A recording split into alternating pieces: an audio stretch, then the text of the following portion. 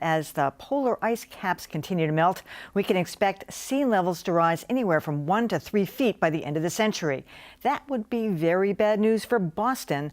This map, prepared by the Boston Harbor Association, shows how much of the city would flood if sea levels rise as predicted.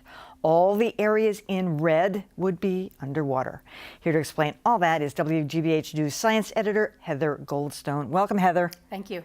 So the big takeaway was that climate change is caused by humans. I think we knew that. And they said it went from a 90% probability to a 95% probability. It seems like a trifling difference, perhaps. Yeah, you know, these reports were originally created to be a unified scientific report for international climate negotiators to be able to work from one blueprint. And it's kind of interesting as we go through the revisions of these reports to see how the consensus is changing. I wouldn't say that anything we're seeing in this report is terribly surprising. If you've been following the climate science, it shouldn't be, because this is just a collation of everything we already knew. But what we're seeing is that we're getting more and more confident, at least in those basics of climate change. It is getting hotter, and humans are the primary reason that it's getting hotter. So one of the things they want to do is they want some kind of an international treaty. Limiting carbon footprints and greenhouse gas emissions. How in the world do you get everybody on board? How do you get China? How do you get India? How do you get the world on board? That, of course, is the huge question that I don't think anybody's figured out, or else we'd have more progress toward a treaty. I think what we've been seeing in recent years is at the state, the local, at the regional level, at these smaller scales, we're starting to see action to adapt to the impacts that we're already seeing and to start to take action to mitigate climate change, to reduce our emissions, to change land use policies, those sorts of things, because basically at the local level, people are already seeing the impacts, and they're saying we just can't wait for that big international treaty. So one of the things climate change deniers are pointing to is this thing that you scientists refer to as the pause. That's the technical term. It's the pause, right? I'm going to try to explain it myself. So from 1988 till about now, the increase in world temperatures has been so minuscule that people are saying, oh, well, you see, we've maxed out. It's not still happening. So what is this report? How does this report address that, the so-called pause? It's one of the things that in at least the media coverage of the report has been one of the things that people really have been talking about. Is the report going to address the pause? And they did address it. They didn't give any wonderful explanations that closed the matter completely. They said basically the biggest issue to keep in mind here is that when you look at a short period like 10 or 15 years, that's not necessarily representative of the 50 or 100-year trend. And so what we're seeing here is a short-term trend. The long-term trend, as you already said, is that it's continuing to get hotter and hotter. And in fact, the past decade is the hottest decade on record. But what could explain that pause beyond that? There are a few things. It could be that more heat has been going into the deep ocean, and so that would essentially buffer what we're seeing at the surface, but that's just delayed warming for the rest of the planet. It doesn't mean the warming has stopped. It just means that the heat's going into the ocean. And in fact, 90% of all of the excess heat that has been generated from human activities over the past 100 or so years has gone into the oceans. So that's one thing. They also said we've seen some volcanic activity that has probably created a little bit of cooling. We've seen the last solar irradiance minimum around 2008, I believe it was. So that may play into it. So there are a number of factors, but there's no one just silver bullet answer that comes out in this report. I want to bring Seth Kaplan in. He's with the Conservation Law Foundation. One of the things that your outfit does is look at the direct impact on land, on where we live. If the oceans are going to rise anywhere between 1 and 3 feet in the next century, we've already seen some of the dramatic effects from these horrible hurricanes and storms we've had over the past 5 years alone. You know, Sandy and Irene and Nemo and all of those. Well, and it's very important to, and this ties back to what you were asking about this pause. The pause is about surface temperatures, air surface temperatures. The report also documents that during that same time, the deep water temperatures in the ocean have been rising. The glaciers have been shrinking very dramatically, and also the oceans are becoming more acidic. What we have to worry about here is the impact on the natural environment. Which is the ocean is really sort of been taking one for the planet. as Heather said, that the ocean has been absorbing all this heat for all this time and getting more and more acidic. And it is starting to have some very strange and dangerous effects.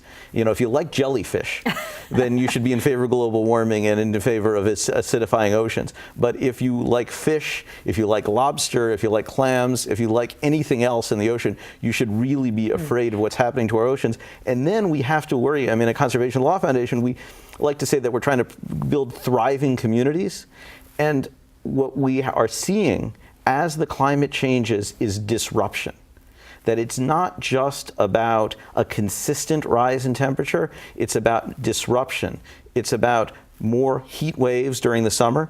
One of the conclusions of the report is that the probability of extended heat waves has doubled as a direct result of human activity. All right, so one of the big issues, and I know you've done some reporting on this too, Heather, is who should pay for all this, whether it's seawalls or flood insurance. I mean, all of these people are suddenly going to be this Situate, Back Bay, parts of Cambridge already. People in Des Moines were saying, well, it's not going to be my problem, but might it be that it's going to be some kind of a national tax, as it were, to kind of control and pay for all of this? Well, I mean, it's the old expression that war is too important to be left up to generals, and global warming is too important to be left up just to environment programs. Or, what we need to do is simply accept this as the reality in our management of our cities, in the building of infrastructure. So the dual challenge becomes building infrastructure that is resilient, that can survive in this more unstable, hotter world, but also infrastructure that doesn't make the problem worse. We are on the emissions trajectory. We are currently putting greenhouse gases, particularly carbon dioxide, into the atmosphere at a level that is what the scientists who prepared this report describe as the worst case scenario. We are doing damage, and we need to be very careful that when we build infrastructure, gas pipelines, oil pipelines, power plants that burn fossil fuels, we have to be careful that we are not building infrastructure that locks us in to continue to increase our emissions. I think it's really important to realize you were saying, okay, so somebody in North Dakota might not care about our problems with seawalls. Well, it's going to look different in different places. Right. So we're going to have a problem with sea level rise here. It's going to be one of our biggest challenges in the Northeast. Our weather's also going to change. We're going to get more of the extreme events we've been seeing. You go to other parts of the country and it's wildfires that are the problem, or drought. And so it looks different in different places. And so there are going to have to be different solutions in different places to cope with this. And so I think that's, again, part of this trend toward action happening at smaller scales. We've got this one big global report that gives us the global big picture, and that's clearly important. But there's also a lot of research that goes into what's called downscaling that to a more regional level, so that you can start to figure out, well, what's the forecast for the Northeast? What's the forecast for the Midwest? And actually, we've made it the problem of little cities and towns like Newburyport or Plum Island itself, and nobody's we're foisting these problems on people. I think your term is repetitive builders. The repetitive lost properties. Repetitive lost properties. They keep rebuilding. Well, it's their property. They want to rebuild. They move it back, but it shouldn't just be their problem, right? Well, this stuff is very hard, and there are going to be some very hard choices. There are going to be beloved places that are lost because of what we have as a species unleashed. And that is going to be true here. In West Texas, they've been enduring this, catastrophic drought. And there are places where people have been living for a long time that simply cannot sustain towns anymore. So it is very important to think about planning infrastructure, about planning investment, about building for a future that can ride it out. And you're absolutely right, Emily. We need to spread that cost we need to invest in the future in a way that, creates communities that can survive in a changed world. Get everybody's problem. One of the things that this report did that was kind of a step away or step beyond what they've done in the past is to lay out more clearly a carbon budget for the whole world, and basically said, if we want to have even a 50-50 shot of limiting global warming to 2 degrees Celsius, which is kind of this number that the IPCC had pulled out in previous negotiations as where we want to keep warming if we want to avoid the worst effects, not avoid all effects, but avoid the worst. And if we want to even have a 50-50 shot at hitting that, then we're already halfway to the amount of carbon that we can actually put into the atmosphere and expect that to happen. And so I think a larger step on their part towards